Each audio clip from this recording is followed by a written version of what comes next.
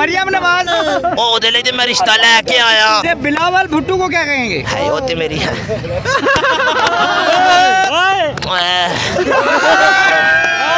ये शेख रशीद ने गुस्से हो जाना है। शेख रशीद को आपको शेख रशीद उम्मीदवार है उनका। वो असी 50-50 कर लांगे तुहानू की आ। मरियम नवाज कहती है आप लोगों का जो खान है वो बुज़दिल है, उसको क्या पैगाम देंगे? ओ ते ओ सारी चूई दी बच्ची आप डरपोक आ। ओदे लिए ते मैं रिश्ता लेके आया। ओ मेरी पहली मर गई, दूजी ओदे चक्कर च पिया वा। पहली तो आपे मार दी। आहो अच्छा तो हुण मरियम नवाज वाला रिश्ता भेज दिता या भेजना हाले? मैं भेजिया ते है। ਉਹ ਬੰਦੇ ਨੂੰ ਰਾਸਤੇ ਤੇ ਫੜ ਲਿਆ, ਕਹਿੰਦੇ ਇਮਰਾਨ ਖਾਨ ਦਾ ਬੰਦਾ ਹੈ। ਉਹ ਇੰਜ ਕਹਿੰਦੇ ਨੇ ਤੇ ਮੈਂ ਕਿਹਾ ਲਾ ਲਈਏ ਤੂੰ ਸਿਰਫ ਮੈਨੂੰ ਆਪਣਾ ਰਿਸ਼ਤਾ ਦੇ ਦੇ, ਇਹ ਸਰਜਰੀ ਮੈਂ ਵੀ ਕਰ ਲਾਂਗਾ। ਉਹ ਮੈਨੂੰ ਕਹਿੰਦੀ ਤੇਰੀਆਂ ਲੱਤਾਂ ਤੇ ਕਬਰ 'ਚ ਨੇ ਤੇ ਮੈਂ ਕਿਹਾ ਤੂੰ 8 ਵਾਰੀ ਸਰਜਰੀ ਕਰਾ ਕੇ ਤੂੰ ਸਾਰੀ ਕਬਰ 'ਚ ਤੇ ਮੈਂ ती ਲੱਤਾਂ ਨੇ।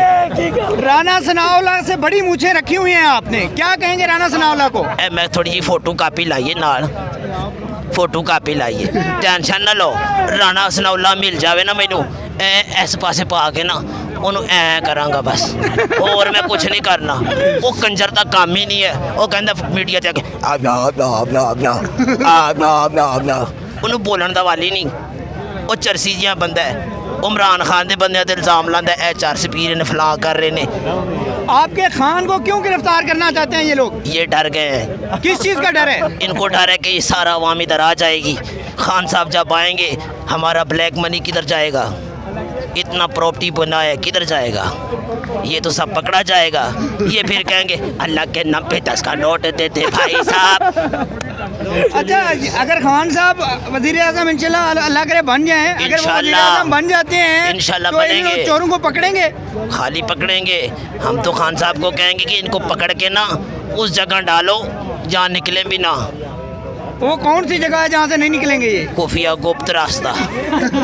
आहो फाड़ के ते अच्छा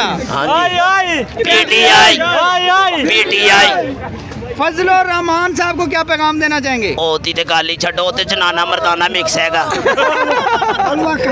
हलवा नहीं खाता है वो, पता क्या बोलता है ऐसा कर दो ऐसा कर दो, तुम ऐसा करो कि सबको छोड़ दो। फिर बोलता है तुसी इंज करो इमरान खान ਨੂੰ मेरी दावत दो, मैं भी उसे पार्टी जाना। वो कंजर किसे ब्रेक ही नहीं लाता किसे पार्टी। ते बिलावल भुट्टो को क्या कहेंगे? है वो ते मेरी है।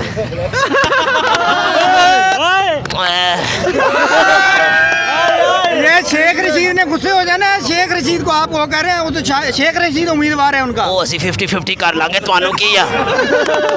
वो असी 50-50 कर लांगे। अच्छा आहो एक मिनट मुझे नो शेख रशीद ने गुस्सा कर जाना है आप जो कह रहे हैं। मैं कहता हूँ सर जी यही काम ते कर जावे ना, कम से कम मैनू बिलावल ते लभ जाएगा और मरियम ते नहीं लभदी। किस लिए आए हुए हैं इस हुलिये में? मैं कहना वा खुदा दी कसमे जे मेरे बच्चे भी हो ना तो वो भी मैं कुर्बान कर दिया खान साहब को। ठीक है ए जड़ा काम कर रहे ने ना ए बीन वाला काम, ए नवाज शरीफ के अगे बीन वगावन वो निकले ना, वो कंजर बैठा उत्थे वो कहता हाँ जी इंज कर दो उंज कर दो, इत्थे आके सारे खराब करते ने। इमरान खान एक बंदा है, ठीक है इमरान खान एक बंदा है जिसको सब बर्बाद करने के तुला हुआ है। इतनी बड़े मूछें दाढ़ी क्यों सेट की हुई है? ये देखें जी महंगाई इतनी हो गई है, 5 रुपए का तोहफा दिता है इन्होंने, क्या जी 5 रुपये पेट्रोल सस्ता हो गया हुआ है ना। आज उन्होंने डीजल 13 रुपये चढ़ा दिया। अब सानू दसो